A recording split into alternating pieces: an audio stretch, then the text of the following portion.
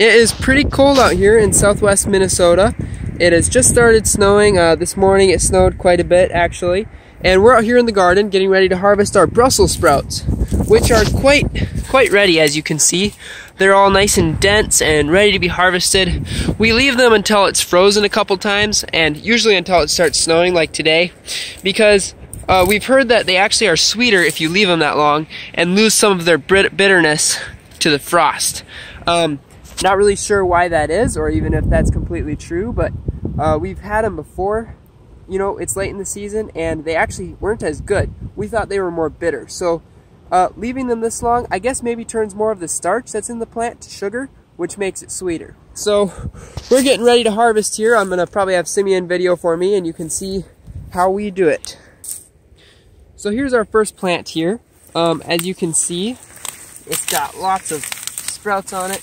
Some of these leaves pull off pretty easily and you can just use your hand to pull them all off, but toward the top, since they're a little bit healthier, they're not quite as easy to get. So what I like to do is trim off all the stuff that we're not going to eat. This is all just the vegetation that isn't really necessary to bring inside. And that leaves just the stalks with the nice Brussels sprouts going kind of at a cool twist. I don't know if you've ever noticed that before, but they go in like I guess like a candy cane. So then at the base of this, there's a giant root ball with a bunch of dirt, which also we don't want. Now you can see these Brussels sprouts are really leafy. They get leafy when they get old. I think it's when they're trying to put out a seed head. So we don't really want any of that. So what I'm going to do is expose the stalk, and then I'm just going to chop it off like that, leaving a nice clean stalk that we can bring inside and process very easily. So I'll go ahead and put that on the four-wheeler and we can do another one. So we're going to do another one here, and I'm sure you get the idea. It's not very complicated. Just get the leaves and things that you're not going to eat off of the plant. Usually not much on the top of there. So peeling all that off and pulling it.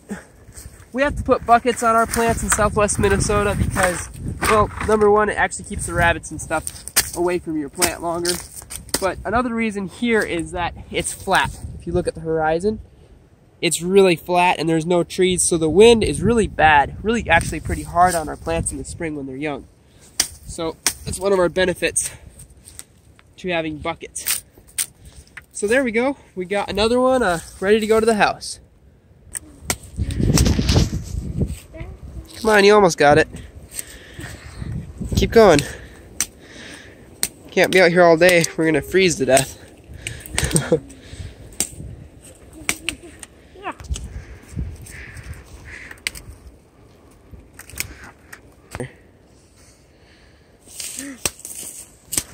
Chop more at an angle. Like chop at an angle like this. You can actually make some progress. See?